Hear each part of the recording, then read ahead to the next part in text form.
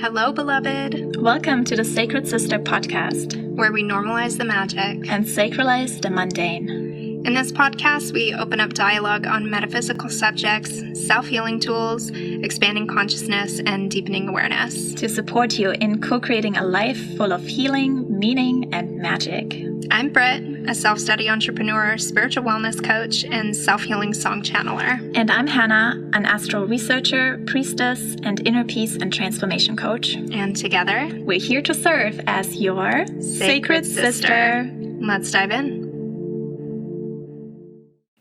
Hello, and welcome to another episode. We at SacredSister hope that this episode finds you well today, and if anything, we hope that it sparks joy, laughter, peace, and a little bit of curiosity. We are so excited to dive into deep dialogue today with Helen Vonderheide. She is a highly trained and recognized as an elite certified teacher and practitioner of the Pathway Prayer process to access the heart of the Akashic Records, which is a program founded by Dr. Linda Howe. So Dr. Linda Howe is the leading expert in the field of Akashic studies, which roughly translated is the energetic archive of souls. And she specializes in the practical use of the Akasha for personal empowerment and transformation. We are spending quite some time talking all about Akasha, the Akashic Records, the Akashic Realm, how to dive in, our unique experiences that we've had, and honestly, it is such a special experience and such a special conversation. We hope that you enjoy it. We'll talk about this a little bit in the episode, but I met Helen during my first year at Spirit Weavers Gathering, which is a women's gathering that happens in South Oregon once a year, actually twice a year for the Sun and Moon session. It's a really, really transformative and potent experience. Tickets for Spirit Weavers 2020 actually went on sale for us now editing this episode yesterday morning, and I am so happy to have reserved a space at this wonderful transformative women's gathering. It is truly something that is unlike anything else that I've ever encountered, and I have been to a lot of in-person experiences. If you haven't heard of Spirit Weavers, check it out if you are someone who is looking to cultivate a deeper sense of sisterhood and community. It's a ancestral Skillshare gathering where there's all sorts of different goodies that you can get into. It happens over 4 or 5 days where there are morning and afternoon workshops, and honestly, any type of workshop to satisfy your heart's desire. It's absolutely incredible. And this is where I met Helen. She was offering Akashic Record readings. I was led to her in a very, very synchronistic way. Isn't it funny we say that with so many of the guests on our podcast? Was led to them in a very synchronistic experience. They just appeared in my life. And for any of you that listened to the Reiki episode with Jennifer Cabot, that's exactly what she said would happen. When you open your energy to stumble upon the workshop, the facilitation, the teacher, whoever it is, when you allow yourself to be guided, you will know when they show up in your life. And Helen was absolutely one of those people for me. And only 3 days before meeting Helen, I had my own Akashic Record experience, very spontaneously, and I had no idea actually where it was that I went in this visualization, and I had no idea that the Akashic Record Realm was where I traveled to until 3 days later whenever I met Helen. If it is feeling organic and natural to you, we love and appreciate comments and ratings on how the podcast is sitting with you, whether you're receiving any insights, the ways that you're integrating the pieces that you're hearing on this podcast, and what it is that sticks out to you about us. I cannot believe that I was about to forget to mention this. So Hannah and I enjoyed having this conversation with Helen so much that we said, hey, we're going to be in town for the Conscious Life Expo at the beginning of February. Why don't we see if Helen would want to collaborate and facilitate together? So we put together an event in downtown LA at a venue called Art Kucha. It's going to be on Saturday, February 8th from 8:30 to 10:30 p.m. and we're calling it Coming Home to Yourself. It's going to be a calm and restorative evening event, and we invite you to join us if sitting down for conscious conversation, conscious discussion, and settling into a calm and relaxed state. It sounds like something that would benefit you at this time. You can get more details about the event on all 3 of our Instagram pages, which the links to our Instagram are linked in the description for this episode. And I also have tickets available for purchase on brittlynnyoga.com/events. And the space is limited. Art Kucha is a kind of small venue. It's so cute. It's so cozy and so cute. I cannot wait for everything that we have planned for all of you. And the seating is reserved. So please reserve your space if you would like to sit with us. And I guess that's it. Boom. Boom, boom, boom. Saturday, February 8th. 8:30 to 10:30, downtown LA. We coming for ya, baby. Let's hop in. Now we'll head over to Hannah for Helen's astrology reading and a brief meditation before diving into the interview. Thank you so much, and we really hope you enjoy the episode. Thank you, Brittany, for telling us the story of how you met Helen and how she came into your life. So beautiful. And now let's look into Helen's natal chart and see how these astrological archetypes that are within her, how do they manifest in her life? She is a Sun in Aries, conjunct Mars and Venus in the 5th house, and it's like right on the cusp between the 5th and the 6th house. So the 5th house is all about creation, creativity, creative self-expression, producing art, being an entertainer, or just really shining her light brightly. That's like one of her focuses to, well, I want to say stand in the spotlight in a sense that she really wants to put focus onto her creations of what is special to her. And then obviously being an Aries, she has the archetype of the warrior in her. And conjunct Mars, it just amplifies that warrior archetype.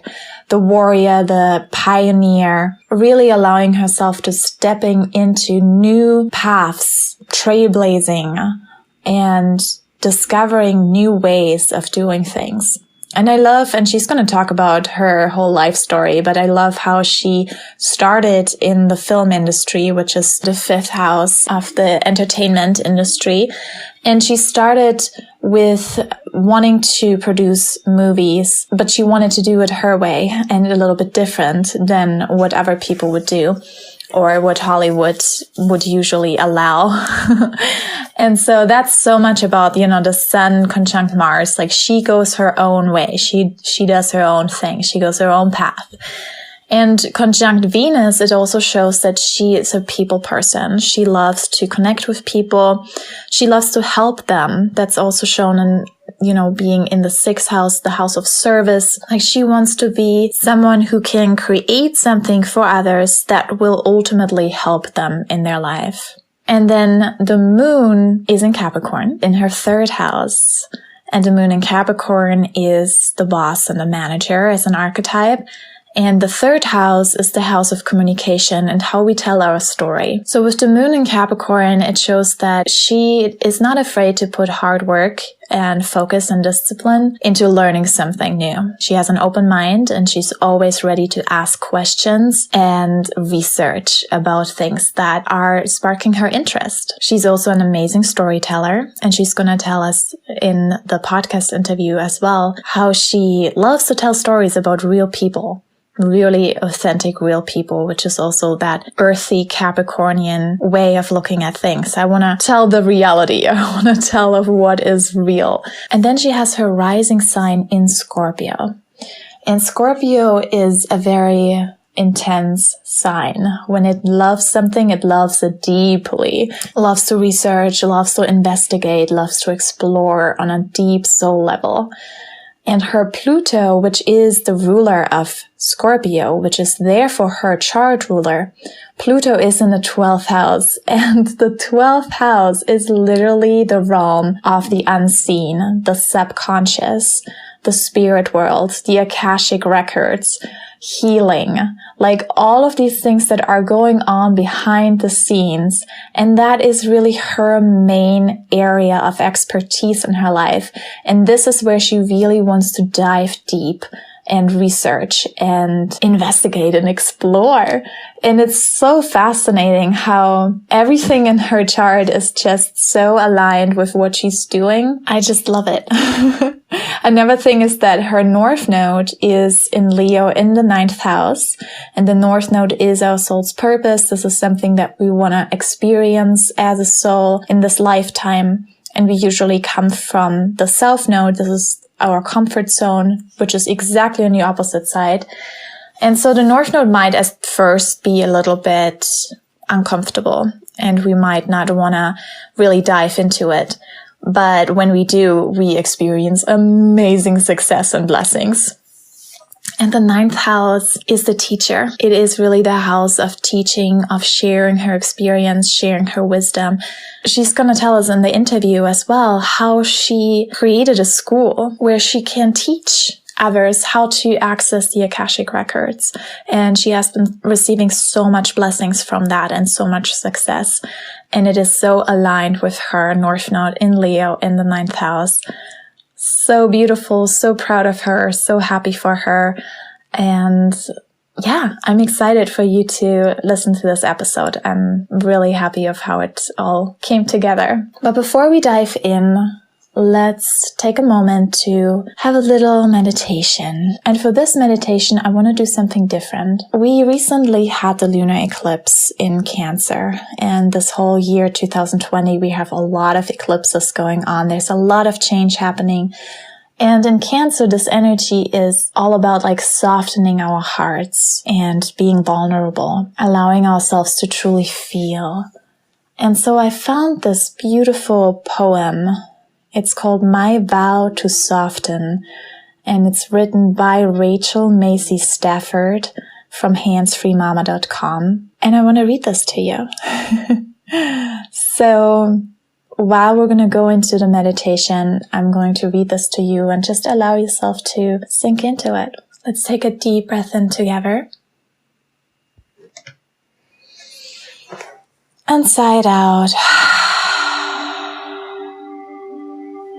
Really sink into this moment now.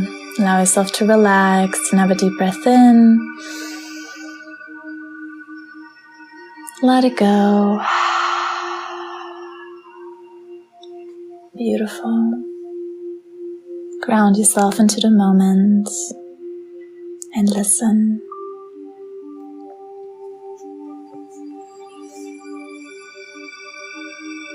My vow to soften. I've had enough of my hard edges. I'm tired of straining my voice. I'd like to loosen up and laugh a little more. Be a positive rather than a negative. I'd like to feel the upward curve of my lips. I'd like to surrender control of things on which I have no control. I'd like to let things unfold in their own time, in their own way. I'd like to participate joyfully in this fleeting life. I'd like to be softer towards him, towards her, towards me. Thus, 2020 shall be the year of my softening. And this is my vow. I vow to listen to opinions. I don't always have to be right. I don't always have to agree or have the last word. I vow to hand over the hairbrush, the pile of laundry, the school project, the task before us. How would you do it? I will ask. I vow to step aside and respect a new approach. Success might be difficult to see at first. I vow to keep looking. I vow to be more accepting of quirks and mannerisms. I vow to be more accepting of tastes and styles unlike my own. I vow to remember he is in the process of becoming. She is in the process of finding her way. And they are more apt to do it if I stop telling them how. I vow to regard weaknesses as hidden strengths. Inner gifts can be nurtured when I stop plotting ways to alter, change, and improve. I vow to greet my family and myself with a loving smile, no matter what happened yesterday. Grudge holding only hurts us all. I vow to pause before correcting. I shall take a moment to consider if the mistake even needs to be mentioned at all. I vow to stop nitpicking until it bleeds. I vow to demand less and inquire more. I vow to listen, consider, and expand my thinking. I vow to be a voice of encouragement in a demeaning world. I vow to be a silver lining spotter in my family's little world. I vow to be softer today than I was yesterday. A softer voice, a softer posture, a softer touch, a softer thought, a softer timetable. I vow to be softer towards the imperfect human being inside me and beside me. By being softer, I can hear more, learn more, feel more, and love more. And at last, I will fully see. I will see his colors. I will see her colors. I will see my colors. Perhaps for the very first time. And the colors might take my breath away, bring me to tears, or offer long-awaited peace. I shall soften in order to illuminate the colors of the soul. I shall soften so the human being within me and beside me can shine.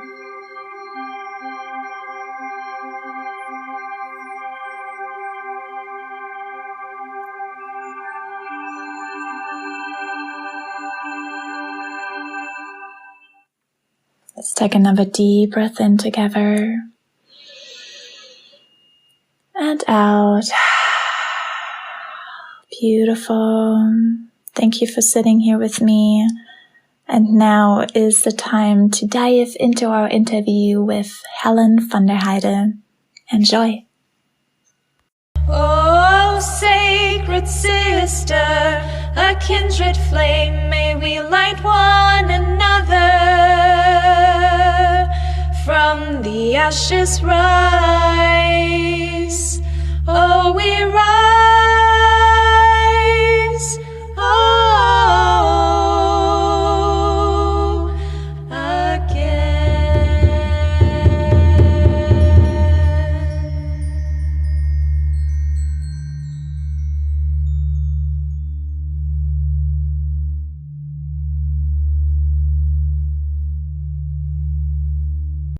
So I just want to invite everyone to drop in to themselves and start to find that center point within. That center point which is connected to the soul.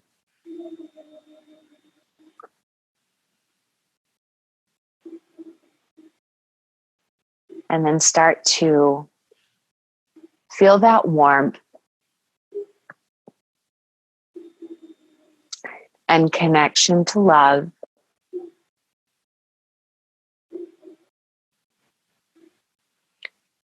as it starts to circle throughout your body,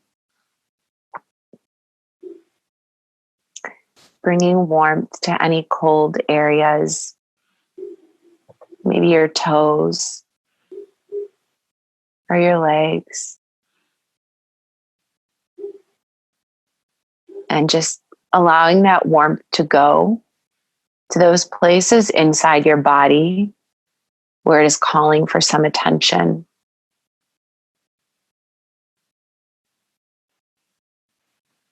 And then bring your awareness to your crown.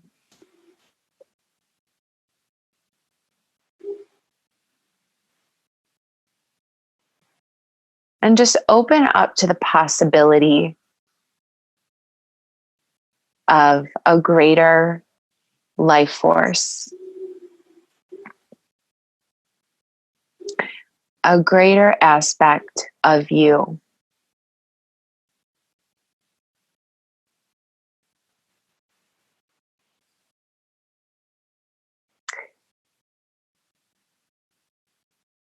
Connecting to the source of your consciousness.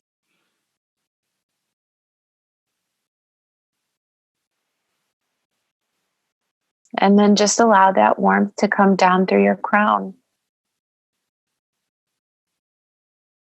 And connect to the power source that's within you.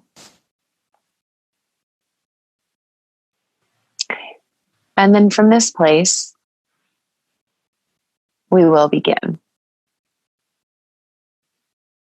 And so, Brittany, if there, or Hannah, if there's anything that you wanted to add in addition to that, please.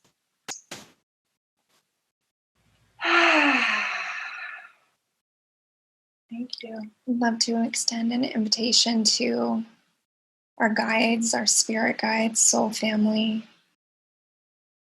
deep ancestry, ascended masters, angels, departed loved ones, anyone that wishes to inhabit this space with us here today, beings of love and light, to infiltrate this space, to influence us, and to guide us toward the dialogue that will be of the best benefit for the audience and listeners tuning in this afternoon. And so it is. And so it is. And so it is. Thank Thank you. you so much. Yes, thank you. I got such a cool sensation, like these goosebumps behind my ears, down my neck, whenever you were saying about the light melting into the crown. How funny, because we never really get like goosebumps back there.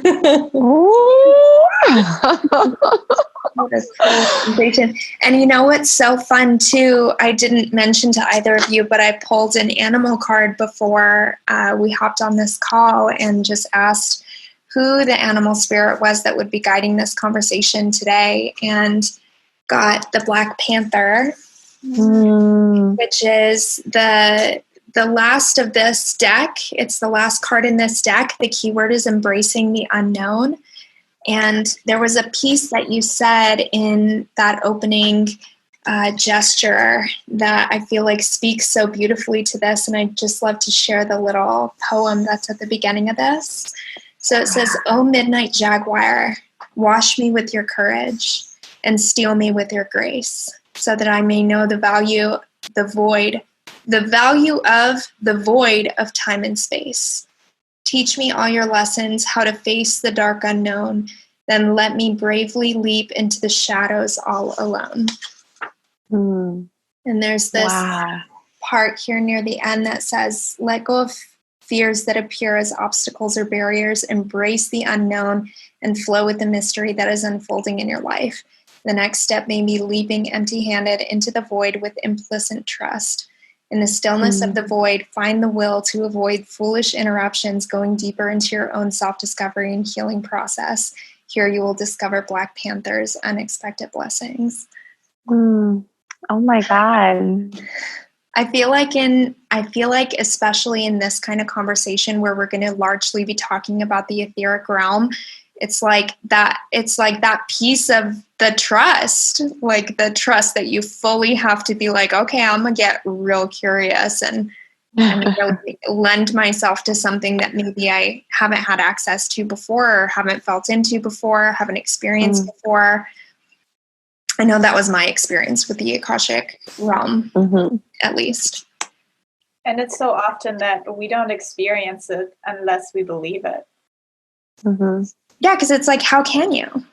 We're not open for it. Yeah. Unless it's like, there are sometimes like tower moments where even if we don't believe it, something happens. We're like, oh, wow, now I believe.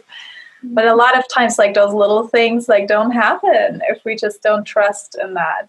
I love that you just read about that with the Black Panther. I think that was such a beautiful poem. Thank you. Yeah, I thought so too. I was like, oh wow, I feel like this ties perfectly into this episode. And now I suppose, okay, so for everybody that's listening, welcome in. Welcome into the 6th episode of Sacred Sister Podcast. As you can tell, this is not exactly like all the other episodes that we've had, and this is a piece of Sacred Sister Podcast that we really love keeping very open and fresh and available to whatever inspiration wants to come through in the nature that it wants to come through. And today we're going to be entering deep dialogue with Akashic Record Realm expert and elite certified teacher and practitioner, Miss Helen Vonderheide. Welcome. Oh, thank you so much. Ooh. It is an honor to be here with you ladies. And I'm so inspired by what you two are doing. And I think that you two are definitely answering a call and making more resources available to, it's not just to the people in your community. It's like, it just feels like it's a worldwide access point that you two are making this available for others. So I'm so grateful and honored to be here. And it really is a tremendous opportunity for me anytime I get to share a little bit more. So I'm so grateful. Thank you so much. I can't wait to dive deep with you. It's so fun to have you here. I'm so happy to meet you. This is my first time actually talking to you and seeing you and meeting you. So I want to ask you, we usually want to always know, what is the story? What is your story? How did you become an Akashic Record expert? Well, it was not planned, at least in the human realm, it was not planned. What I've kind of come to understand about my story up to this point is that when I was a child, I really enjoyed being a storyteller. I liked to organize plays and put those on in my backyard and,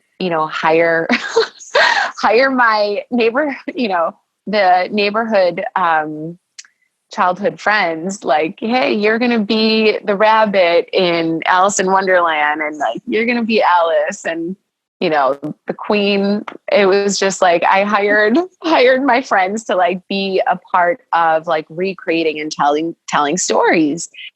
And then the other thing that I knew is I really liked to make people feel good.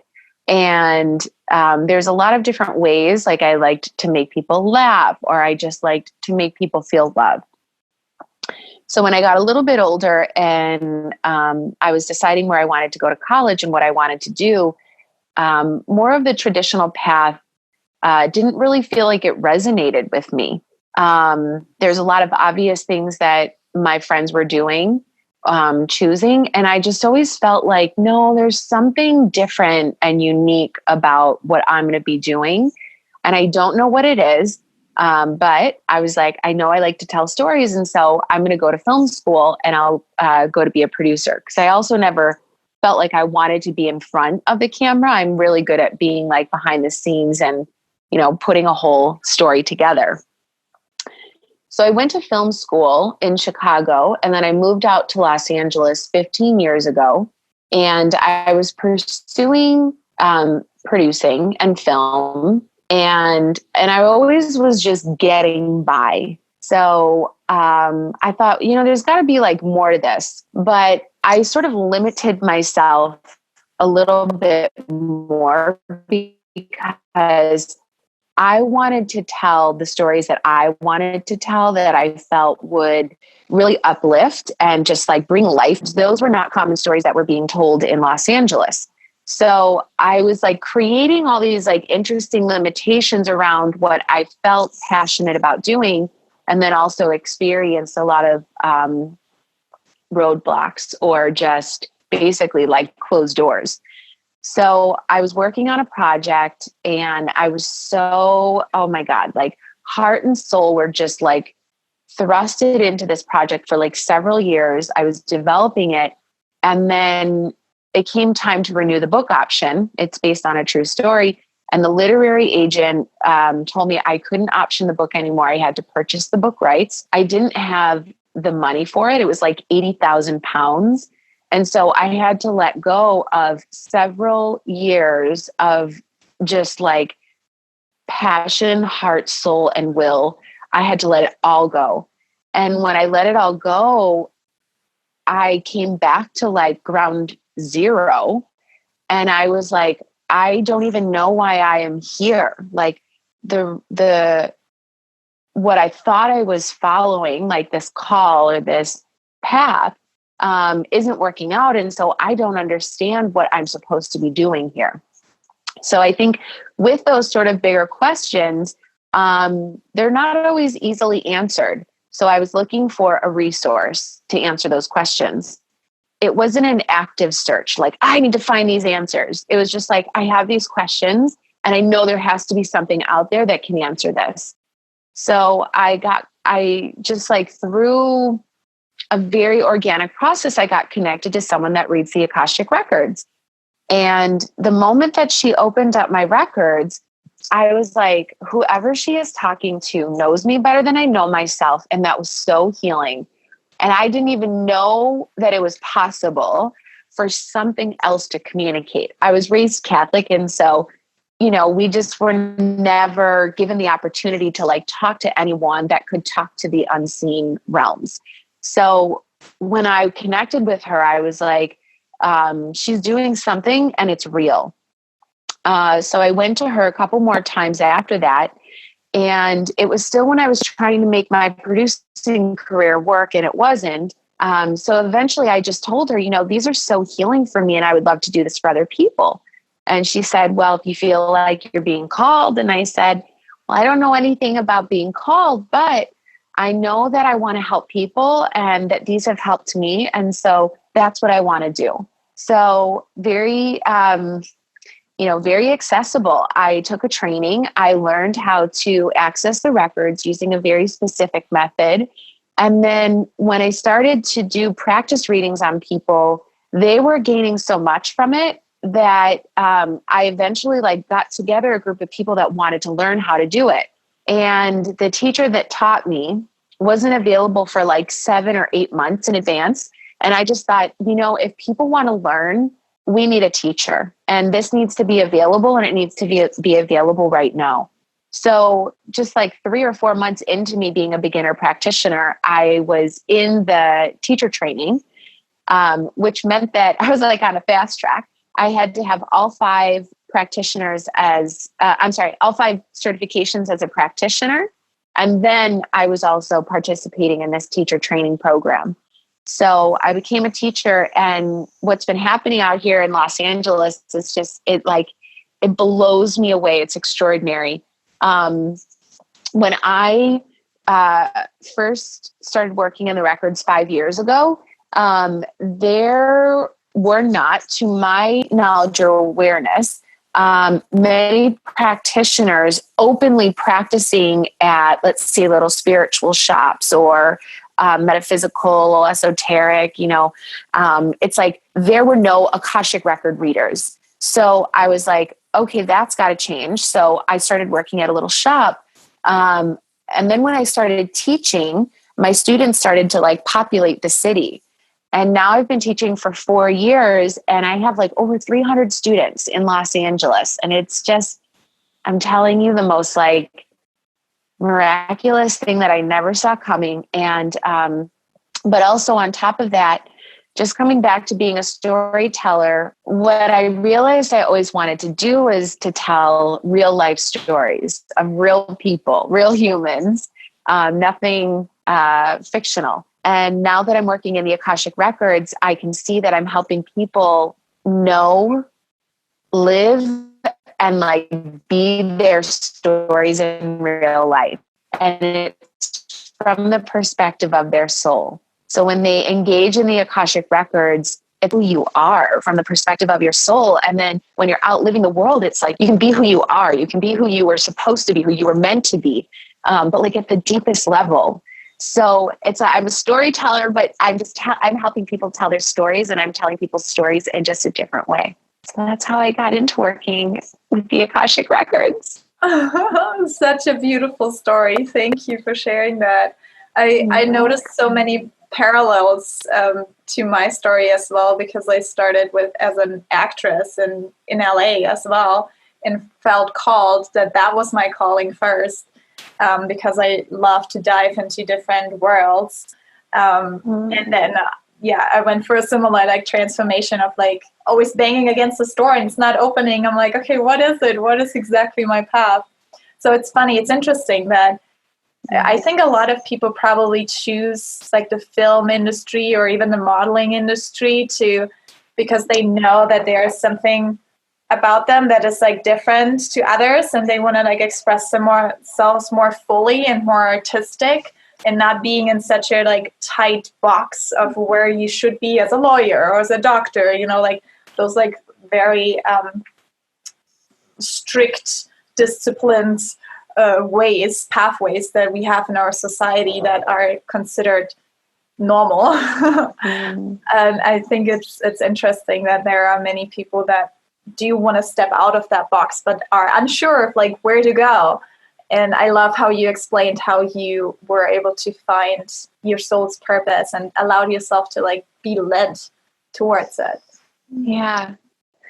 And that was, a really important piece of the journey. I was asking these bigger questions around like, what am I supposed to be doing? And like, why am I here? And I just want to do that. And what I want our listeners to know is that there is a resource for these questions. And the more that you explore yourself, really like understanding and knowing yourself through the Akashic Records, you become aware of it and you can make that information very tangible and practical. You can apply it to your life.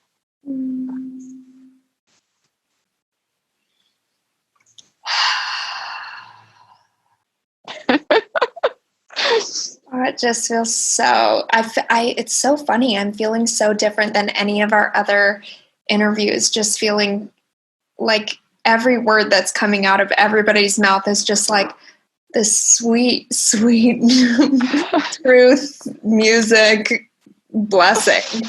Wow. This is so beautiful. And I'm so thankful for both of you already sharing some of your little stories. And for the sake of our listeners, I'm very curious to now begin diving into what is the Akashic Record Realm? What is Akasha? What does Akasha even mean? I took some notes on the things that you had written on your website, and see that it's another name for the ether space. Sky, atmosphere, open space. In Hinduism, it's used to mean the essence of everything that exists in the material world. It can be considered a soul's archive of the past, present, and future possibilities. I wonder if you can expand on this a little bit more. Yes. Oh, I love it. My teacher is Dr. Linda Howe, and it's been such a blessing to work with her and to learn from her. She is the only person in the world that has a doctorate in Akashic Studies, and she has done over 25 years of just Akashic exploration. And she's created such a tremendous curriculum for people to explore the records in a very safe, deliberate, and empowering way. I think that defining the Akashic Records and Akasha through what I've learned through Linda is important. But then I would also love to share what I have come to discover and learn about what the Akashic Records and Akasha is. So through my learnings with Linda, Akasha is a Sanskrit word. It means primary substance, that out of which all things are formed. So the moment that there is a feeling, a thought, or an action, it crystallizes in this Akashic field, and the Akashic Records are an archive of all of these impressions that pertain to a soul's journey throughout time. So the Akashic Records is kind of like the library of who your soul has been, who you are, and who you will become. There is no time in the records. Time is spherical and it is infinite. So it doesn't matter when something will happen from their perspective, but that at some point in time, it will happen. The Akashic Records, from what I've come to like discover and learn a little bit more about, is if you just envision planet Earth from sort of a higher perspective and you just see that physical planet, I know Akasha to be this, it's like this energy field that in some way radiates beyond this physical planet. And so everything is in this energetic field. Everything has come from this field. That's what primary substance means. It's like that out of which all things are formed. So prior to Earth even being a physical planet, it has come from this primary substance. So I sort of feel like Akasha is like the soul of everything. You know, it's like the non-physical of everything. But then also it's really fun to work with because when you're working in your Akashic Records, you become aware of your highest potential at that time, in that moment that you tap in, and all of the future possibilities. And you can receive guidance that will guide you in accordance to those high possibilities, that highest potential. So it's like you really going sort of like beyond yourself and just living and fulfilling everything that you knew was always possible, but maybe didn't know how to attain. So it feels like when I'm teaching the beginning certification, I tell my students, it's like with this tool, with this prayer that we use to access the records, it's like a key to the universe. It's like a key to the, just like so much more beyond. And that's really fun. But then in the advanced class, it's like you're learning how to use the key in the most appropriate ways for your growth and development. So it's a really fun process to like work through these classes and this curriculum that she's developed and created, because it really does truly bring out the extraordinary essence of like who you are. Beautiful. Wow. Thank you. You know what I'm really eager to ask is that, and I'll tell you what's stimulating this question is that I'm here with my eyes closed, really focusing on conceptualizing the things that you're relaying.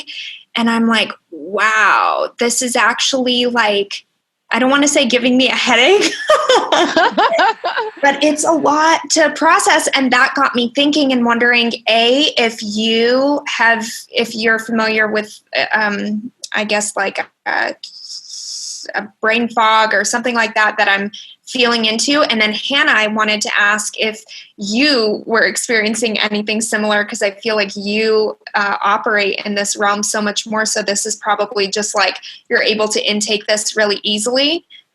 Yeah.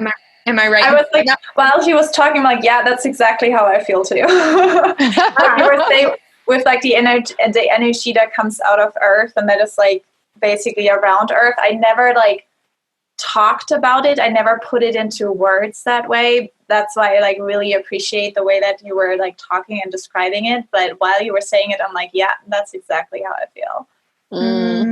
I think this speaks to our last episode on human design as well, where we spoke about Hannah actually having within her human design chart these higher points like accessible and defined for her in that system. And for me, they're not defined and they're open. Like I can think of things in this realm, but it's not where I go for like guidance and like use in my everyday life.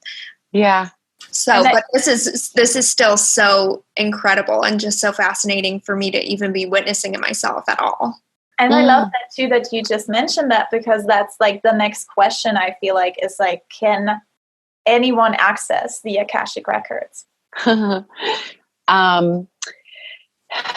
Two very good questions. So I will address the kind of like that, maybe that like stagnation, I would say, that Britt was experiencing. And what I have to share around that is like so Brittany, you are processing that energy that is connected to that level of consciousness. And so what it feels like for me is you're like taking it in, but it's also simultaneously finding its rightful place within you. Mm-hmm. So it doesn't necessarily feel like brain fog, but more like, okay, where does that fit in with what I know and understand? And, and then also at the same time, and coming back to your truth, like your truths. When it comes to anyone being able to access the records, the truth is, yes, anyone can access the Akashic Records. You have to have an open mind and an open heart. That being said, there are a lot of things that can block someone from receiving the energy of the records. So the way that the energy moves into you is through your crown and out your heart center. So that's why we say open heart, open mind. So if you have beliefs, certain beliefs where what I am trying to teach you conflicts with those beliefs, you're going to stop the flow of the energy of Akasha. If you have wounding life experiences, like emotionally, physically, whatever the case may be, and those are really stored in your heart, that can also block the energy of Akasha coming through as well. The other thing that I've noticed is that individuals with some sort of a spiritual practice or foundation, and that could mean so many things. It is not religious. Like it could be someone that, like their idea of, going to church is going out into nature and just, maybe hiking for 30 minutes and like sitting up at the top of the mountain, just taking it in. So it's like any form of connectivity that a human has with,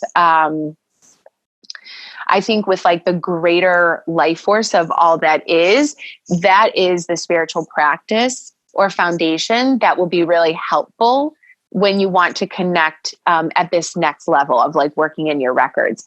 So for me, I had practiced Buddhism for about 7 or 8 years. And I was extremely disciplined. In fact, I was a leader in that I would really support members of the community and support members like of the community that were working behind the scenes. So I was a leader that was just supporting. And so I came from this foundation of then coming to the records, and I was just so open that learning how to use the prayer was just so quick and easy for me. And the moment that I first used it, I didn't get anything. I was very tripped up on the words that I shared because, we say the word God and, whatever else. So what was interesting was I was a little tripped up and in my head about it, so I didn't get anything. But then when I went home and I used the prayer, I felt this opening in my crown, and then I started to hear all of these voices, and they were talking very fast. So the next day I went back and I told my teacher, your prayer works, but there's too many and they talk too fast. And she said, you need to ask them to speak as one, and you need to ask them to slow down. So it's, what I've noticed now being a teacher for 4 years is If there's words in the prayer that trigger a student, they're going to have a difficulty in their receptivity. If they have wounding experiences, on any level, it's going to be difficult in their receptivity. If they are in their mind and they're just constantly thinking, and they're letting that sort of lead the way, that is another thing that will block the receptivity. So there's a lot of different ways that we can work around all of those things. So again, if someone has an open heart and an open mind, like, we can make it work. Yeah, I love that you just touched on that too, how little words like God can be so triggering, especially in a time when, many of us, I think, were raised religious in some sense, and just noticed that it's like not the direction that we want to go towards. And I know for myself that I do, when I go back into Christian church, I do get triggered into some ways and how they're praying. And I always have to remind myself to detach and see the bigger picture of what they're actually meaning, and not get caught up into the little details of the words. But that's definitely, I love that you mentioned that, because I think in so many different ways, even in the priestess training that I went through, to mention God was almost like a taboo. It was not, this is for the goddess. We only talk about the goddess. God is not as important, or it's not, in the same, this plays the same role as the goddess. And I always felt it's so funny how we do get caught up in these little words of things that basically describe the same energy. Yeah. But as soon as we get too much into the detail of the word, we forget the symbol and the meaning behind it. And then we access a whole different symbol and meaning that was not the intention of the person that was praying. And then, it makes sense that we can't access the prayer, and we can't use that prayer to actually move us towards a deeper understanding of ourselves. I'm curious to know, as I was writing the notes for today's episode, I started getting this really clear pulsation in my right ear that when I go to usually describe what these frequency turn-ons or the pulsing feels like, I wrote down golden pressing, some sweet golden pressing. And I was wondering if you feel like sometimes the things that lead you into getting curious about the Akashic Realm or feeling called towards the Akashic Realm has something to do with the path that you're meant to go down, or a seed core of your being that's reaching out for the system or this realm, or if it's a ascended master guide or a loved one that's reaching down trying to access you. I wonder if you have any insight on that. So our spirit guides and our angels, they bring us to the Akashic Records. There's a lot of different ways that we can come to it. That's one way. So our guides and our angels can, intervene in our life. They can, offer unsolicited guidance and information that's always usually very helpful. The masters, teachers, and loved ones, when they're working in these groups, in the Akashic Records, they don't intervene in the human experience. They'll never interject. They let us live our lives based on the judgments and choices that we're feeling compelled to basically lean into. Another reason we would come to the Akashic Records is we receive this inner prompting or nudge from our soul because it wants to know itself. It wants to become aware of itself. So there's sort of so we say actually in this community of work that it really is a call. It's you are called to it. it's sort of hard to put into words, but someone can resonate with this word Akasha or Akashic Records and say, I want to know more, or the word can actually like repel someone. And it's like they are not being called to, to connect into their records. So when you connect into the records, it doesn't necessarily mean like you're being called to be a practitioner or you're being called to be a teacher. What it just means is your soul is ready to know who it is from the perspective of its Akashic records. From this, it's like an Akashic altitude. So there is a call, but then there's also curiosity. I would say that there's people who are curious about it. They find themselves in a class or a session, but they're actually not really ready for it. So they may receive, a reading experience or take a class for it. But then they just realize maybe that their beliefs, their truth, the trajectory of their path is just guiding them in a different direction. And so some people will sort of like dip in and dip out. Some people will be here for a certain amount of time, a little bit extended amount of time, and then they'll just dip into something else. And then there also are some people who have come to the Akashic Records and really experienced its potency and its value, and really have like said to me, like, why would anyone do anything else? Like this really is a source. And while that's very true, and it corresponds to the earth plane, there is so much more that's available and out there. The Akashic Records, what I've come to understand is it really helps us get with this human experience, this human existence, and create some kind of mastery around why we're here and what we're supposed to be doing here. Beautiful. Wow. So I wanna talk more about like when you're connecting with the Akashic Records. The times where I was there, it's like it looks different for me.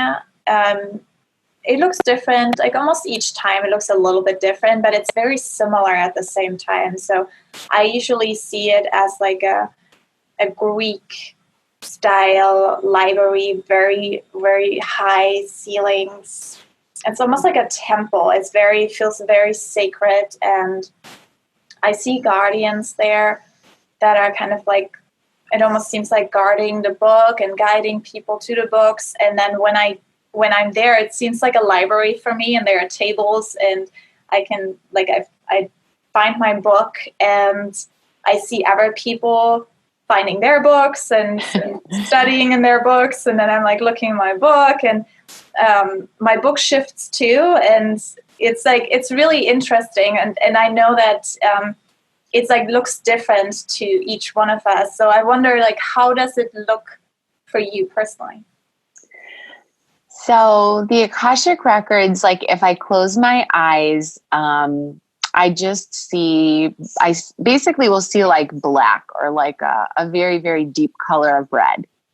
And then based on what I am asking about, I always go to my records with questions, and I always encourage people that I'm working with to come with questions, because it is so vast and infinite, and we really want to make the experience and time with our masters, teachers, and loved ones as potent as possible. Because I found that it's very important to go in and go out. It's a very high vibration. It's a quickened vibratory field, and it's not what the rest of the world is operating on. We're not operating on that vibration of energy. So we have to, get grounded once we've gotten whatever insight we're looking for. So I'm clairaudient. So when I open up my Akashic Records and I close my eyes, I see nothing. But then I ask a question and I immediately hear them speaking. So that's actually how I receive the records. Visually, what they'll do is maybe show me a symbolic image, or if it's a past life, they'll show me like the whole scene playing out, like a little movie strip. Yeah, I've never seen it as a library, and they've never shown it to me with like the books, it's more like a singular image. It could be animated or not, or it could be something that plays out.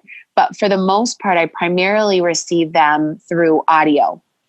And when I'm teaching, I tell the students that there's 3 ways that you can receive the records. 85% of people receive the records as a sense of knowing, which feels like your intuition. It's like, you just know that's true for you. 10% is visual, and then 5% is audio. So I actually receive the records as a combination of all 3. And it just depends on where I'm at in that moment of receiving the energy of the records, that I can sort of like toggle between those 3 ways of receptivity. So I would say that probably my next go-to is the visuals.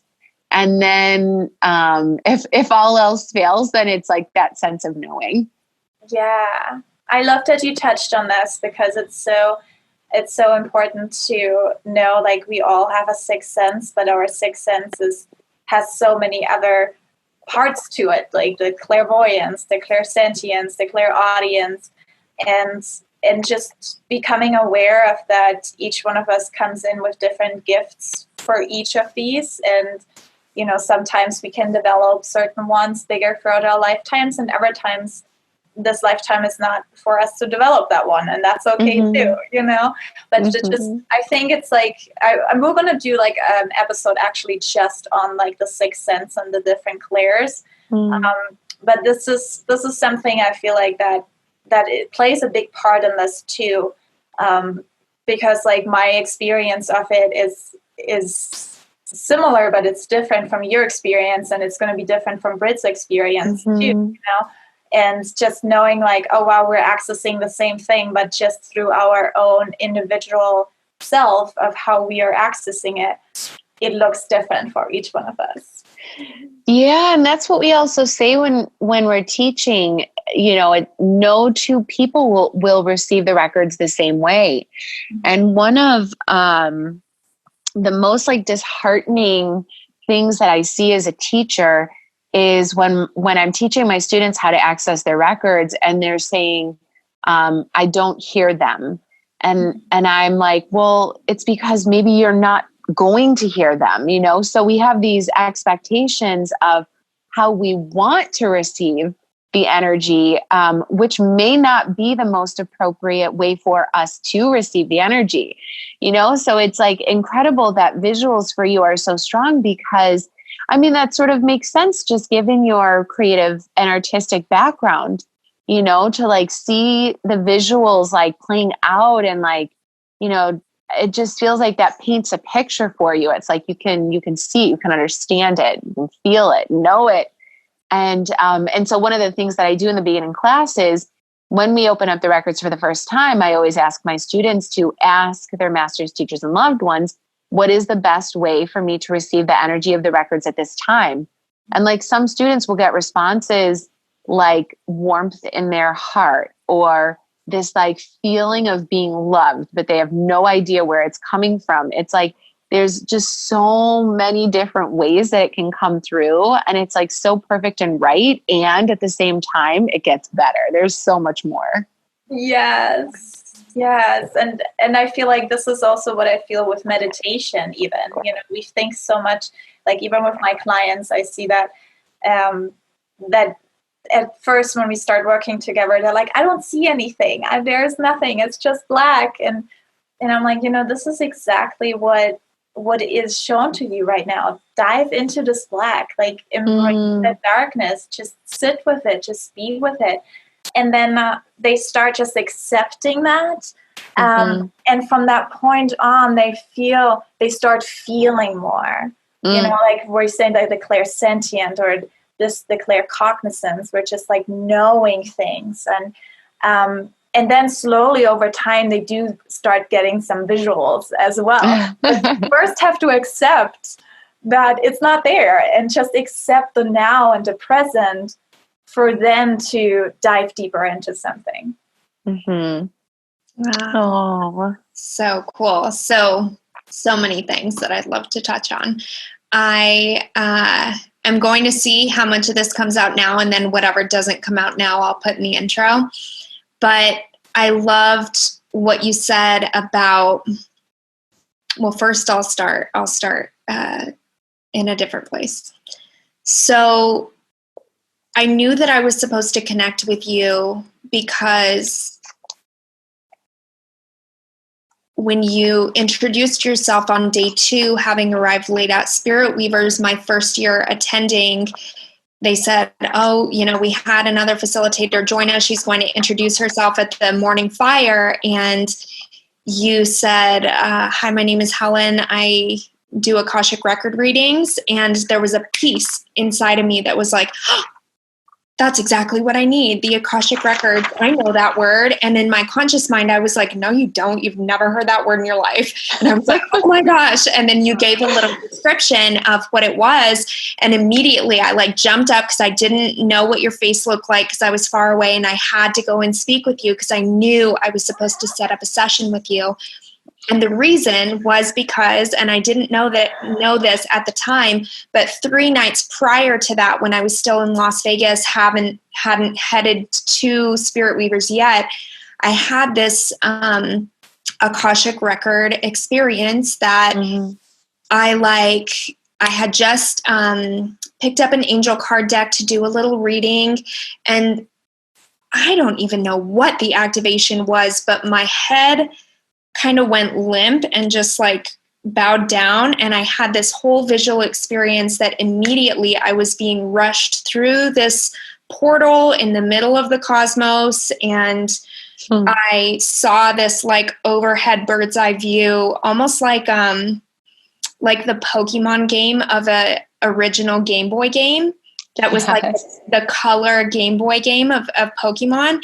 And it was this vast, endless, infinite room that I was in that it was full of filing cabinets, like gray, tall filing cabinets. And I heard in my head, you know exactly where your file is.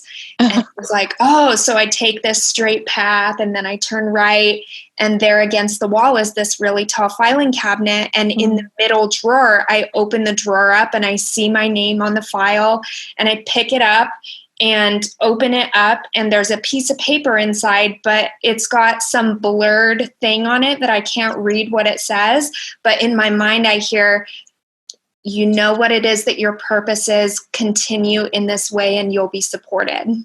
And then I'm like, wow. And then I have this change of scenery, and it's like this weird moon desert landscape. And I see this like impression, even though it's still invisible, I see this impression in like the air or whatever, that it's this circular door and it's closing, and I pop out of the door and land on the floor and it closes, and then it's just gone. And I was like, no, I am not popping out of this that simply. And I opened my eyes and I was back in my bedroom, and I was like, oh, I had never had an experience like that before. Oh my God. Never had an experience like that. I'm not usually one, especially at that time. This was over 3.5 years ago. And I had just never had a visual like that before. And then whenever you came a few days later, I was like, oh my gosh, that's the place that I went, and I've never heard of this place before. And I was wondering if you ever have encountered students who have like experienced this sort of like wild, trip with it. Oh my God, absolutely. Yes, many times. And it is so emotionally inspiring. And then also I'm like, yep, I understand. Yes, I know exactly what you're talking about, because it's like, we all have our own similar experiences to yours in that feeling But maybe, it just looks a little bit different on the outside, but it's like this kind of coming home to yourself. And I had this class recently, and I was teaching, and it's like part lecture, part experiential. So I'm like teaching sort of the concepts that will support our experiences that we'll do in our records. And as I'm teaching it, my students are finding, maybe like what conflicts with what they understand or what they believe to be true. Mm-hmm. And then they get into the records and then they experience it for themselves. And they're just like, oh my God, I get it now. So it's like one thing to really just like take it in on kind of that like analytical, contextual level, but then to like experience it for yourself is like so validating and empowering that you're like, oh my God, I can like be here and I can do what I'm supposed to be doing on this planet. Mm-hmm. And we've been talking about that before too in episodes, how important it is to have that combination between the knowledge of just receiving the information from teachers or books or even just, learning it somewhere, reading it. But then also on the other hand, having the experience is so important. And it's funny too, because for me, it's like I've had the experience of Akashic Records long before I've ever even heard of the word Akashic Records. I started astral traveling, I want to say pretty much as far as I can remember back, but I know I was probably like 5 years old. And it was just so normal for me. Every night I was super excited to go into, because I would know like, oh, I'm just going to like astral travel and go through different dimensions. And I walked through different portals and different universes. And I also went to the Akashic Records, which I had no idea that was a thing and what it was. And it was almost like I was like a young child just like walking around these different places.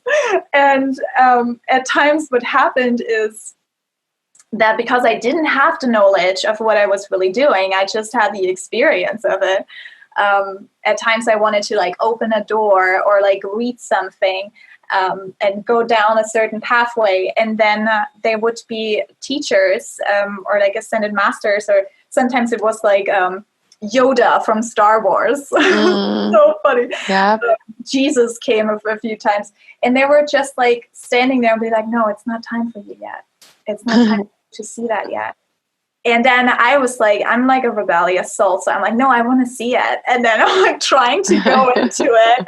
But then there's like this force that is holding me back. It's like, it's like an invisible force that is like lovingly, but very firmly telling me like, no. So I want to ask you, like, has that happened to you before? Like, are there any times where you just can't get access to the Akashic Records? It's something that my students actually ask me when they start, doing readings for people, and they'll say, oh, Helen, I was doing a reading and I just like got nothing. The first thing that I say is, well, what was their question? Like, what were they asking? What did they want to know? Did they ask their question the right way? There's effective questions to ask in the records, like anything that starts off with what, why, or how are effective questions. So like a should I, shouldn't I is not a good question. Like you may not get an answer. A yes or no isn't a good question. A question about time can also yield very minimal results in terms of the answer. What I have never experienced that personally, because I am such a, I just feel like I'm such an investigator. I'm just like you, Hannah, but like, I don't give up. Not that I'm not saying you gave up, but it's like, I am so determined to understand and to know whatever I can like know or have, like whatever the answer is, like even if it's just something little, that I get it. I also, my human design is I'm a reflector. So all of my channels are open. So there really isn't a lot that I can't get to. I may be able to get an answer. It's not satisfying or fulfilling, but I know that there's more, and I can maybe find like a different tool or practice or modality to like get to it. I was working with my acupuncturist yesterday, and she also does energy healing, and she was about to see a past life. She doesn't access the records the same way I do, but she works in the records. And so she was about to see a past life, and she got two hands that made like an X, like, no, like you can't go here. And she's like, wait a minute, like what, you know? And so she like tried again, and they said like, help Helen, like with her health and like feeling, getting like back in, you know, back balance or whatever, like help her with these things. And then you can go there. So it also feels like you may not receive the insider information if you're not ready to like truly receive it. Yeah. So there's so many different ways that we can like work around it. Oh my gosh, so many things, you know, like if like my students are like exhausted or dehydrated or like hungry and they're working in their records and they're not receiving something, like there's very common solutions or things to start looking at so that it can help your receptivity. But then also, Hannah, in your case, it was like, you know, not yet. So it just, so it just means that, okay, there's some other pieces that need to fall in so that you can get to that point where you can like receive it. Yes, I think they were like, you're like this little rebellious child. Just take your time with learning about all the stuff and actually asking the right questions, because I think I didn't like, because I didn't know anything what I'm doing really. So I didn't like ask a certain question. I was just like, I want to see this and let me see this and that. And I mean, there are times where they did let me see things, but other times they were like, no, not yet, not this one. Oh, I know that feeling. I know them. So I don't know. Yeah, it's, you know, I primarily work with the masters, teachers, and loved ones in the Akashic realm. And I know that there's a lot of other different, you know, just guides and beings that people can work with. But I know that it's really funny. Like my masters, teachers, and loved ones, like they can be a little obstinate with me. Like I can open up my records and be like, oh my God, I have like so many questions. I can't wait to ask you. And they'll say, no, you just sit down and you take a couple deep breaths. And I'm like, no, I'm ready to go, you know? And it's like, no, you're not. And so I have to just like listen. I'm like, okay, I'll take some deep breaths. Yes, and I just love how they're such like gentle, like at least the teachers I'm working with are like gentle, but still firm in what they do. And it's like, I feel like from when we hear the word teacher, and especially if we are coming from a school background where we didn't have a good experience of school. And I know that with some, you know, clients that I work with, when they hear school and lesson and teacher, they're like, oh no, I don't want to go back to school. I hated that experience. But it's like such a different feeling.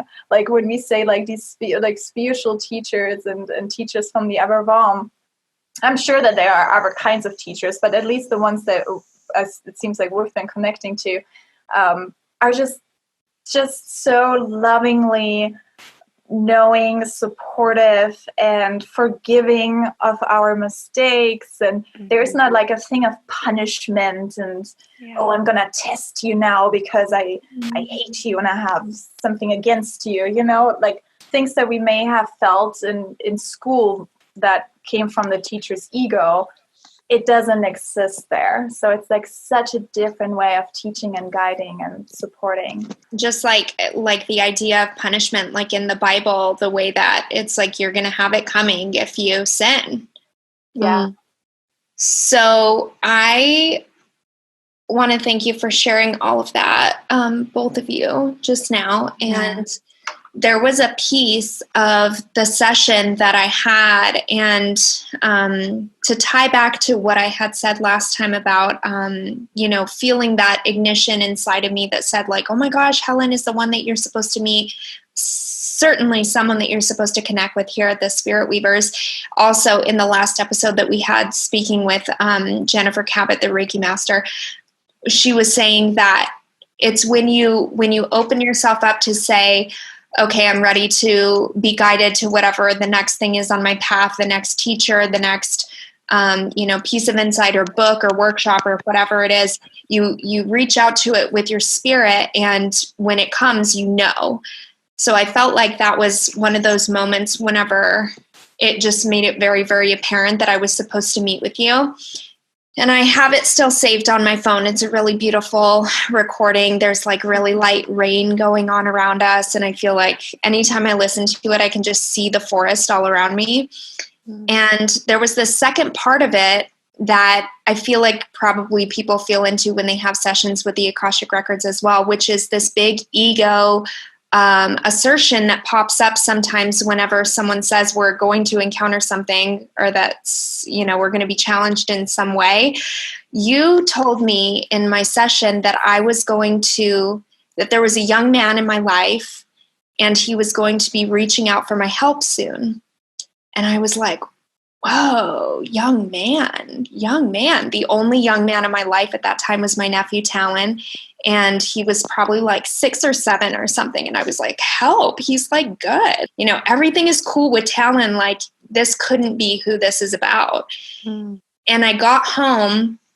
I had one day to repack from Spirit Weavers. And then I hopped in the car with my parents and Talon to New Mexico, which is where both sides of my family are from. And I think it was the first night.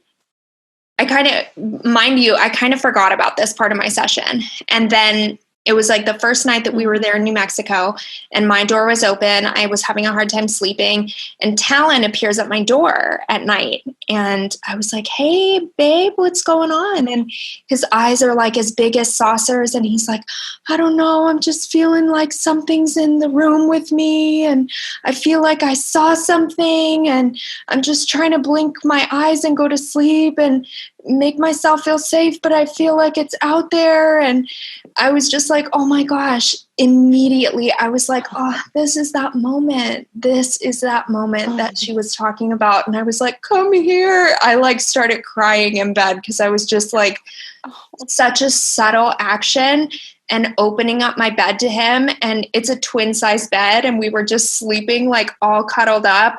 I have so many past lives with my nephew as so many different roles in my life. And it was just such a beautiful blessing. And I wonder if you could speak a little bit more to this, or if this is something that's commonly experienced with people that you give readings to, or kind of just like what that's about. Yes. Oh, Brittany. Okay. I want to share a few things. I loved what both of you were touching on, just around teachers and like punishment. And what's important to know about working in the Akashic Records is there's 3 absolutes. It's judge not, fear not, resist not. And the beings of light that we work with in the Akasha have absolutely no judgment. It is like infinite amounts of compassion. It's like, oh, of course, it's no wonder you did that. Like it is like you're just being met with like endless mercy. So I just want people to know that. The next thing is, I know religion got it a little wrong somewhere in the process. The other thing that I wanted to share was like when I first met you, Brittany, so getting to Spirit Weavers was so excruciating. And the fact that I got there late was like, for me, was like so disappointing. So when I shared a little bit more about who I was and, like what I was doing there, I remember the moment that I stepped away, like you came right up to me and you were like, hold out your hands. And I'm like, okay. And so I hold out my hands and like, you just started to like feel my energy and you were like, I'm supposed to work with you. I'm supposed to talk with you. And I was like, yes, you are. Like, we are going to do a session. And I am so grateful for that experience because I had made myself available to share the records and do one-on-one sessions, and every single slot, and even then some, was like filled. Like, I couldn't believe how responsive the community was. So I was so grateful for everyone that was able to experience it. And I still keep in touch with some of those people like you. It's like so amazing. So with the experience that you had with your nephew, now I will get really obscure things from the records where people are like, what the heck is Helen talking about? Like, she must be out of her mind. But also it's like, in a way, it's like I'm channeling this information. I'm relaying this information from your soul's, records, your soul's source to you. And so it's like whatever you are supposed to know or receive, again, is exactly what you need to receive. And so it's really funny, like you get that message where you're like, what? Like maybe not necessarily disregarding it, but like, I don't know what that means or what I'm supposed to do with it. And that's what the records do. It's like they reveal these insights and these pieces of information. And then we go out and we live our lives in this physical world.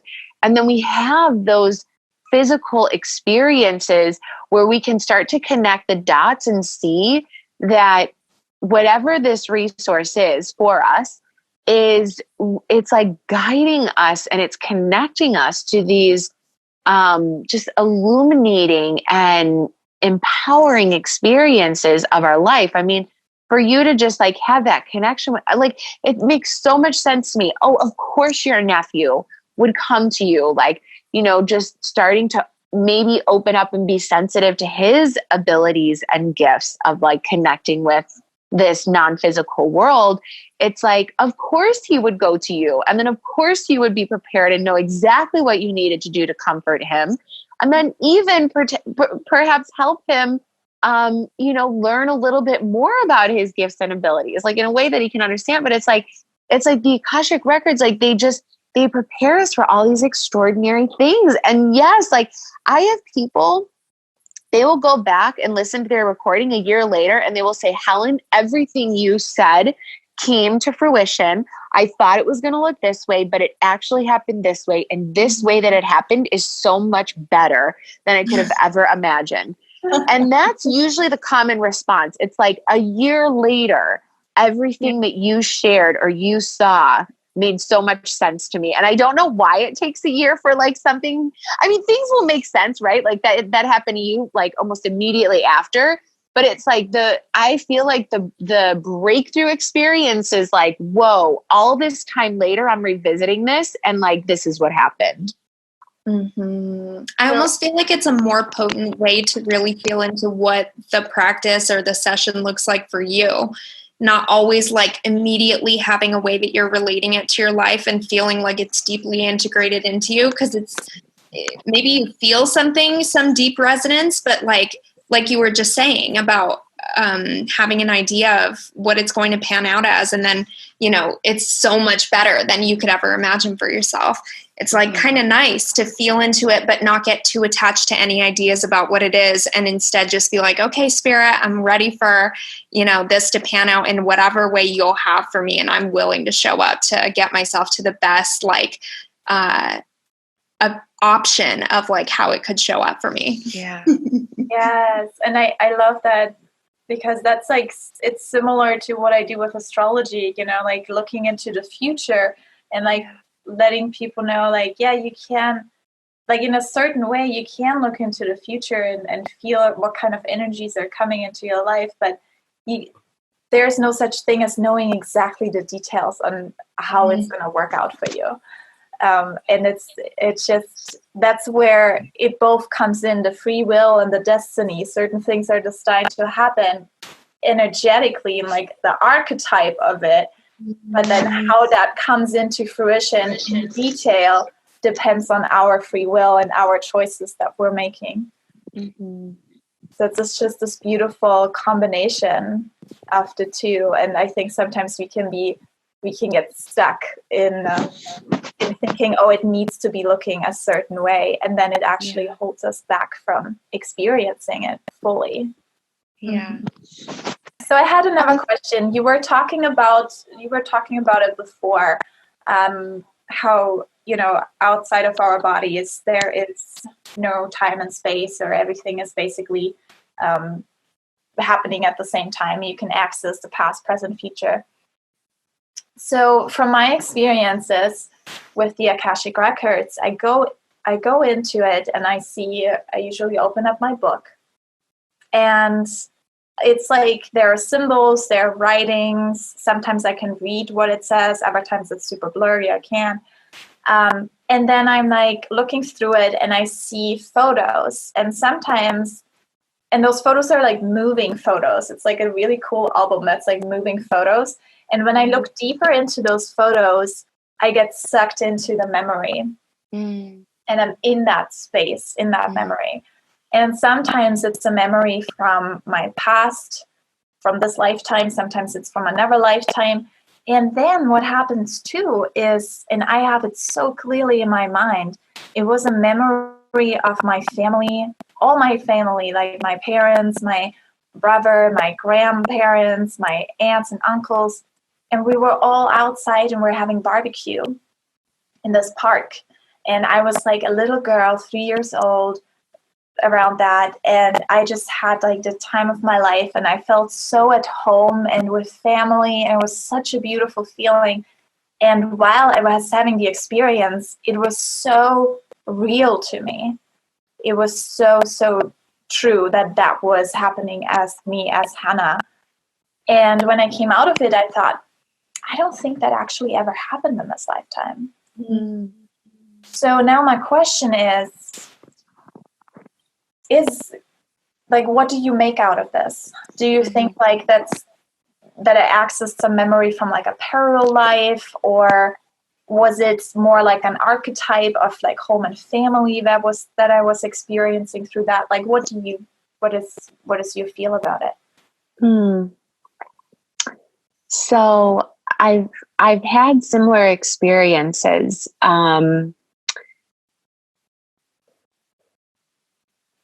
It's very interesting.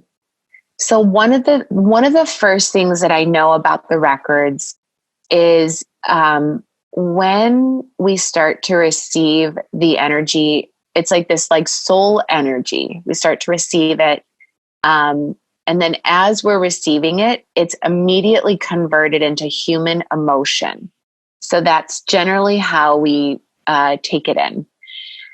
Now, one of the things that I feel from your experience is that they really wanted you to have a certain feeling experience around what it was you were inquiring about, and that it may not have necessarily mattered, what the context was, but that you kind of like received the energy and the feeling of whatever that was, so that it could continue to move you through your life journey and experience. So sometimes it's like, oh, that image that you're showing me, or this scene, it's not really relevant, but this feeling that I feel when I'm seeing it, that feels relevant to me. So I've learned to, not necessarily be attached to like what it is that they're showing me, or, like if something doesn't feel like it quite resonates or fits, like I do take it with like a grain of salt, but I do love to like lean into that feeling, and whatever that feeling is, like, that's what I kind of take with me as like my, I don't know, I want to say like my ammo. It's like, that's the thing that I needed to move through a certain experience or relationship or whatever opportunity. That's exactly what I needed so that I could move through this with more grace. Yeah, I love that. Yeah, that totally resonates. I feel like it actually happened for me for the time where I had a really hard time feeling at home and feeling part of a family. Like I love my family, like my physical family, but like we're on different soul vibes, you know, like we're on different belief systems. We see the world in a different way and we do things differently. So, and I think back then, that was like years ago when I had that experience. Back then I was still looking for my soul family, and I was still, you know, trying to find people who are similar to me. And where I'm not feeling so alone or weird or different. And I think that makes a lot of sense that they showed that to me, giving me that feeling of, hey, this is your home and family. And it's beyond this veil. It's beyond this lifetime. And it doesn't necessarily mean that it has to be your physical family that you feel that way, even though I feel love with them, but it's just not as deep as, you know, with the soul family. Yeah. So yeah, it's so fascinating, I think, for a lot of us to come to realize that our physical family doesn't necessarily mean that they are also our deep soul family, and our soul family can be found in friends and neighbors and even animals. Yeah. You know, I had a bird friend for 12 years, and I know that we were partners in former lifetimes, and it was really funny because I had this like really, really deep love with him. But it's just like knowing that, you know, we can meet family anywhere. And even, you know, through the Akashic Records, we can access that realm of like feeling more into our soul family, if that's something that we are desiring to. Yeah. I so appreciate that story, and you sharing it, because that's one of the things that I'm going through in my life right now, where my family is very supportive. My mother and father are supportive. My two sisters are extremely supportive. But I have some other, and one in particular that was attacking me and like calling me these like awful names. I've always had such a positive relationship with him. And then, he's my family, but like, that ain't my family. Like, that is not a person that I want in my life. If that person can't accept me for who I am, and I've never forced my beliefs or this work on anyone. This is the kind of work, like, you need to come to it. Like, I'm not going to come to you. Like, that is the last thing I want to do. But it's like, that soul family for me has definitely been a part of my quest in this lifetime. And I feel so grateful that, you know, my immediate family is so loving and accepting, but separate of them, I have been like, who are my people? Like, who are my friends? Who are the people that like get me on this deep level? And the more that I've been teaching and doing, one-on-one sessions, like, I just have, oh my God, been so connected. I'm like, oh my God, I didn't know you guys were all here too. It's like, let's party. So fun. Yeah, and I feel like it's often that we are actually incarnating into like faraway places a lot of times too, like spread all around the world, because that kind of is part of the, you know, the evolution that we all go through with humanity, like just for us to reconnect and just spreading and weaving that web around the whole planet is just so empowering. So I think a lot of us come from a place where we felt like outsiders or weird, and Britt and I shared of our, you know, time in school where we were not feeling accepted at all, and we didn't feel like part of this world or part of this society, in a sense. And I think a lot of us are now coming to realize, like, hey, it's okay to feel different, because that means that if you just feel different, it doesn't mean that you're the only one feeling that way. It just means you just haven't found your soul tribe yet.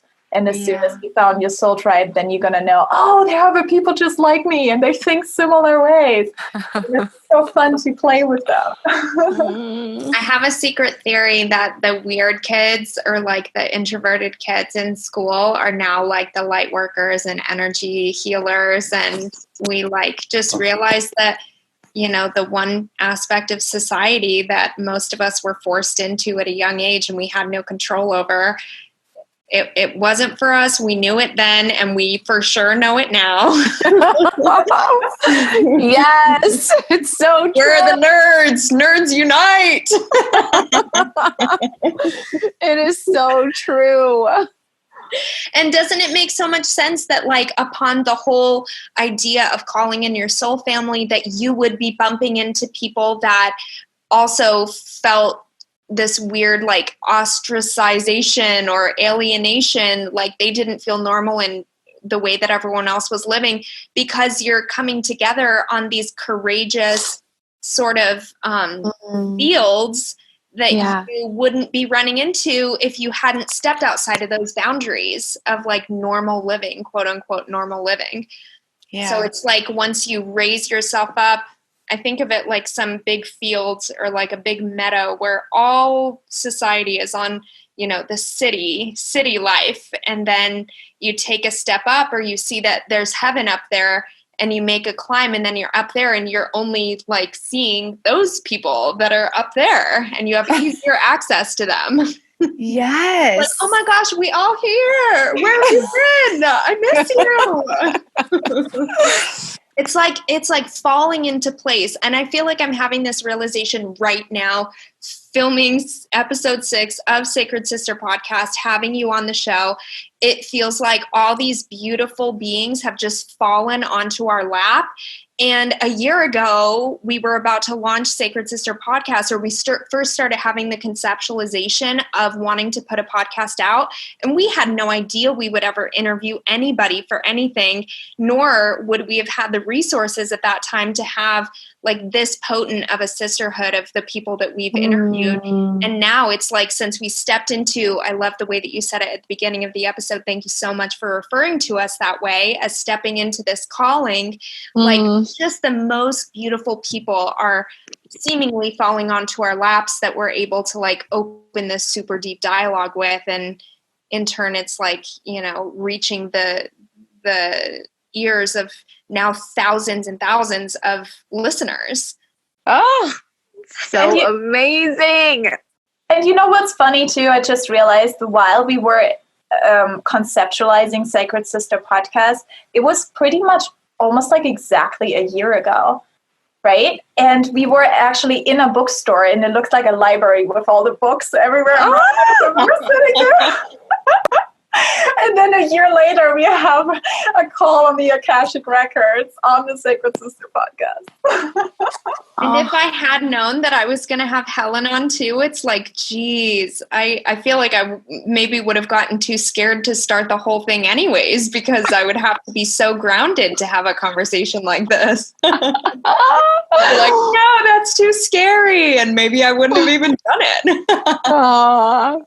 This is where it's good when we don't know everything from the future. This is why sometimes like the masters say like, no, not yet. It's okay if you don't know this part. Right. I know. It's so true. I know, because that could be overwhelming. And then it's like, where do I even begin? I don't know how to start this. And yeah, they really do deliver exactly what you're supposed to have in that moment that you're asking. It's so incredible. Yeah. And just having that trust. The trust in them, that they're not withholding information, but more like they have your best interest in mind, and they know what they're doing. Yes. So I'm curious to touch on something that is a little story from my sister. So my family blood sister, her name is Charity. And she started seeing a therapist this year after my mom passed away in January. And she was doing these hypnotherapy sessions with her counselor. And she had never done them before. And I called her today to relay the message one more time to get it really clear. But she said that she felt like she was in this jungle forest. She had like a very Aztec sort of feeling, whether that was a time period or the architecture of the place that she went into, I'm not sure. But she said that the floor was like this dirty gold color, and it was like she felt as though it was a very sacred temple, and that a lot of things were being held or kept or stored there, but she didn't know what they were. And there was this opening in the ceiling that let in a single beam of light, and my mom was there kneeling in the beam of light in prayer.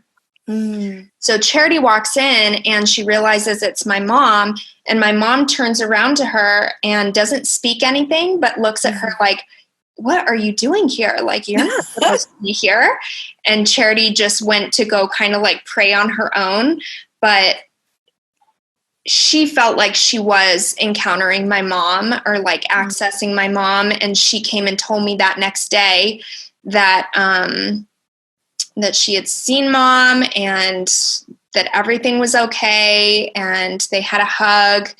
But this was kind of one of the earlier pieces of somebody in our family feeling like they had encountered her after she had passed over. So I just wanted to know if you could speak a little bit more to that. Like, when you're mentioning loved ones, are these usually loved ones who have crossed over? Yes. Oh my God. One of the best parts of working in the records, loved ones are people that you have known that have passed on, and they're helping us from the other side.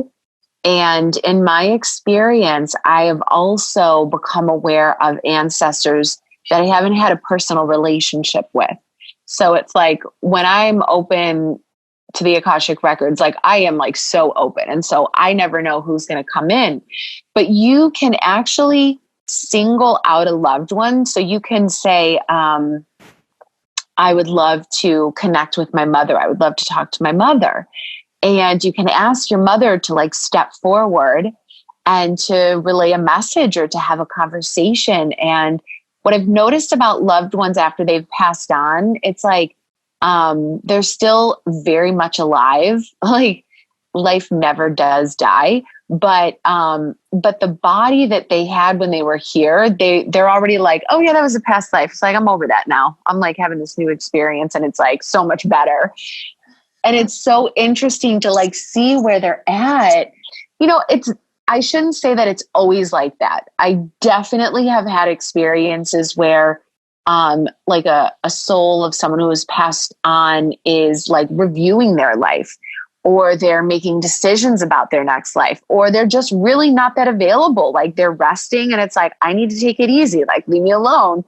But you can absolutely ask for them to step forward, or ask your masters, teachers, and loved ones together if there's a message, or if there's something that you need to know that's going to make you feel just more resolved, or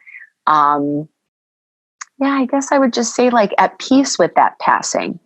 You know, I always laugh to myself and I say, you know, if someone close to me passed on, it would be okay because I could communicate with them in my records. And I've yet to lose someone very, very close to me that has passed on. So I don't know what that experience will be like. I feel comforted knowing that I have this resource that I can turn to connect.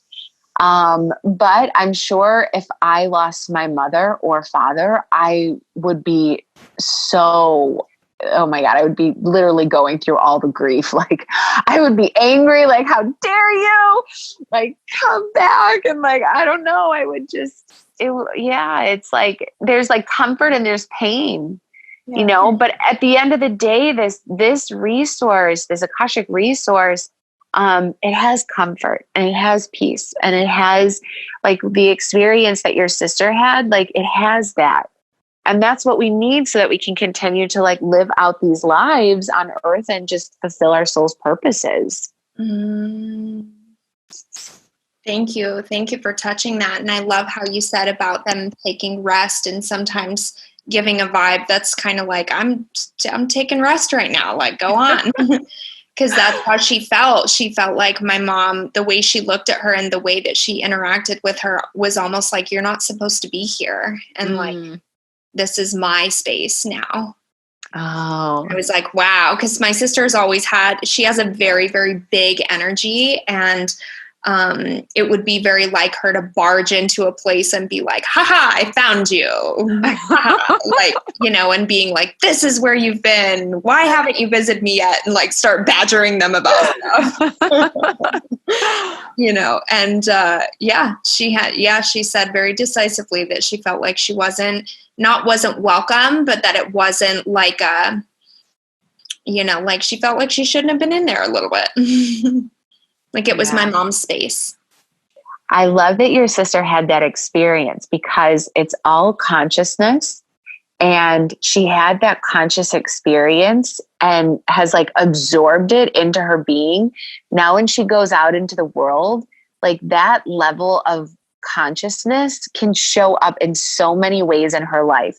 Mm-hmm. It can show up in an obvious way where she maybe knows that, she should be discerning about, you know, just like bringing her presence, you know, into certain experiences, or, you know, it could be that she knows that exists and that there's comfort and peace, and that if someone is going through something similar, she can share that experience and help that person. Like there's just so many ways that can show up, and I just love that she had it, and it's like what she needed. I think so too, on so many levels. She's Pisces rising, and Pisces rising can sometimes show up as like that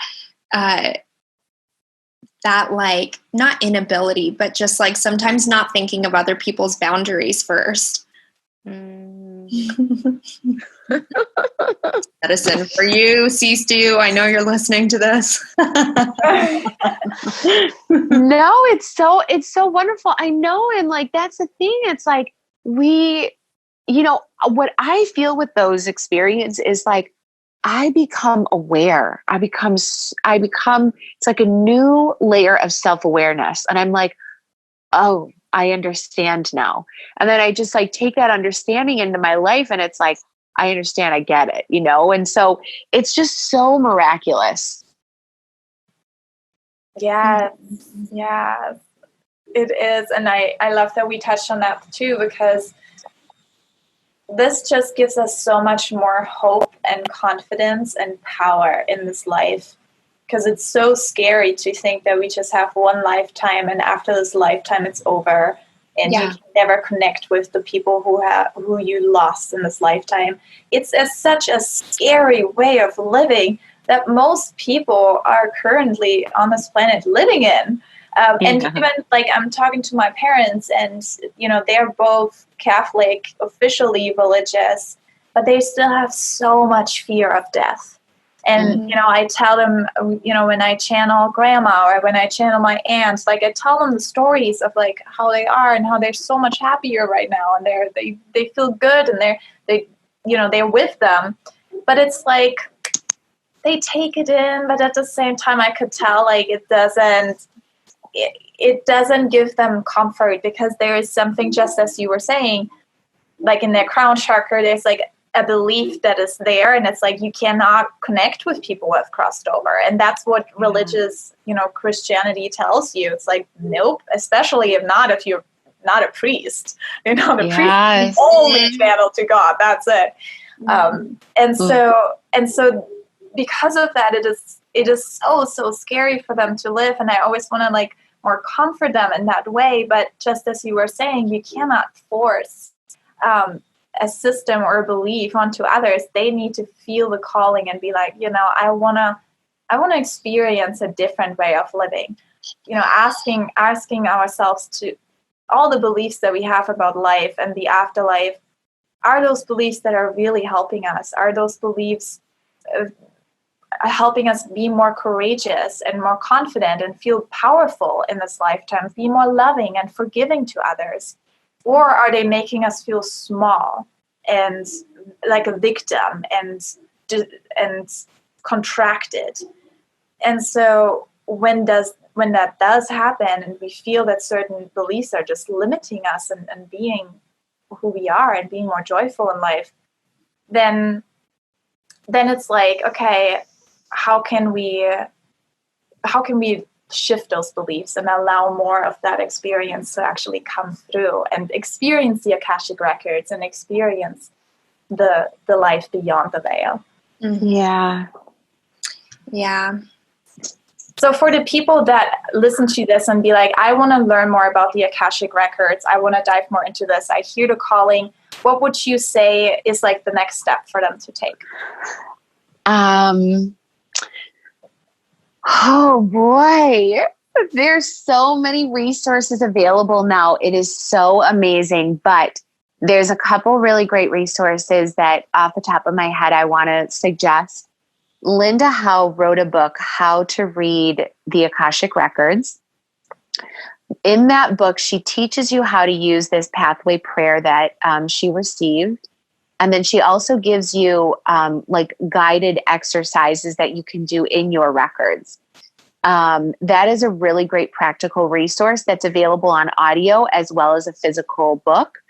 Her website is pretty resourceful. Linda doesn't do readings anymore, but the elite certified teachers are on her website as resources for more information, readings. I have my own practice. I'm available for one-on-one sessions. I teach classes every month. I make these classes so available, like you would not even like, it's like, that is like what I'm here for. Is like, if you feel the call, I am available and I can share and teach you a little bit more. But there's a lot of other teachers there's 3 levels of teachers within Linda's Center for Akashic Studies. There's certified teachers, advanced certified teachers, and elite certified teachers. So I know that there's a lot of teachers that Linda has taught that are in the US and Canada. And then there's also so many great resources on Amazon, books primarily. And then of course, just like good old Google search, like, just like typing it in and like seeing who comes up in your area, who's around you. And, and I personally, I really love working with someone who's certified because I know that they are effectively and intentionally engaging in this very sacred resource, and they know what they're doing. I don't really like to work with people that don't know what they're doing because it can be harmful. Like you can receive information that maybe is like very upsetting or, hurtful, or like you don't feel the love or you feel judged. That's the worst. Like an Akashic reader that is making you feel like judged or, wrong for something that you did. Like that's not how it works. So I always look at it as like, conventional produce versus organic produce. And I always like to go with like someone who has the training. And it doesn't even have to be someone that has like training and working in the Akashic Records. It's like someone who has like the training and the skills and the qualifications of like doing this deeper work. Akasha is this very infinite resource. It is made up of light and dark. As much as it is this unconditionally loving resource, it also has the shadow side to it. And so that can be jarring. It can be a little, like someone could be a little trepidatious, and rightfully so. It's like you want to go into this resource with someone that you trust, that is going to deliver just a very safe, inspiring and empowering experience. Like someone coming out of an Akashic record reading is going to want to feel inspired, enlightened, empowered. They are going to want to feel lighter, not heavier or bad. And so it's really important for someone to have that experience because that is what the records provide and offer. So anything less than that is like, you're not really connecting into the heart of the records. It's like there's so much richness in there and you want to make sure that you're having that experience. Yes. Thank you so much. Oh my gosh. We know that you have an upcoming client and we really want to honor your time. It seems like your phone is giving you the cue too. We just had one question from the audience that I wonder if you can answer quickly, but I feel like this entire episode has been answering the question. The one that we're choosing for this is, what are the benefits or what's the purpose of studying this? Mm-hmm. It's to live the life that you know you are here to live. If you are feeling anything less than that, know that this resource can provide all the illumination, the guidance, the support, the love. Like, it is all there. And I have seen people that I've worked with, like, you know, I know that this word is thrown around a lot, like living your true potential, but it's like in the records, there is this potential, and they always see the highest potential of who you are at a soul level. And then they guide you in accordance to that. So it's like, if you feel like there's more for you in this life, there absolutely is. And this studying and working and learning how to use this resource is just going to like amplify and excel your life tremendously.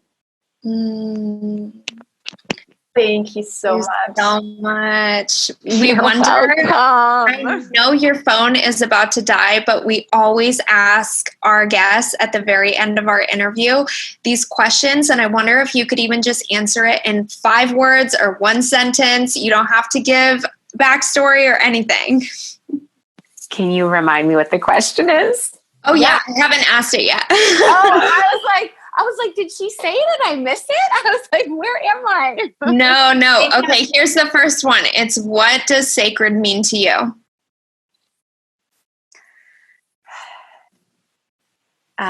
Personal, ownership, truth, and expression. So I know that's not a complete sentence, but sacred to me is so personal and it's so subjective. And what it feels like is like my truth coming out into the physical world. Beautiful. Yes. And the second one is, what does having a sacred sister mean to you?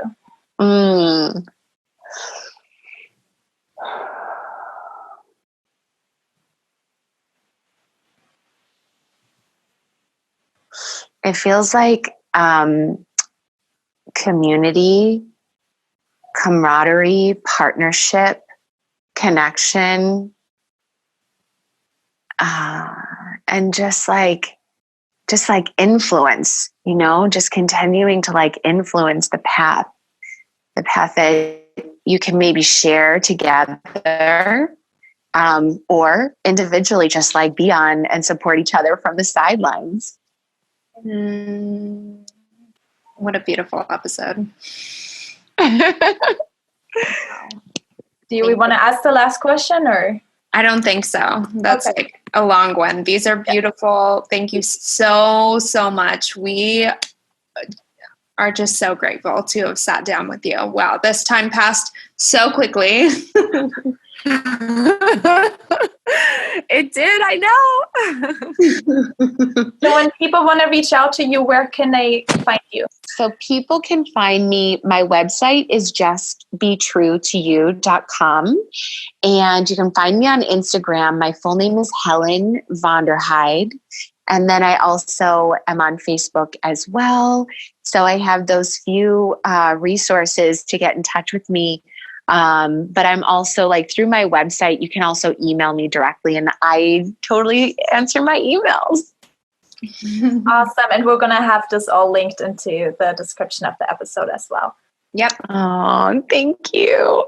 Yeah, thank you so much. Welcome. Thank you so much. We hope that you have a great session this evening. Oh, thank you so much. Thank you for the opportunity. I had so much fun. Thank you. We too.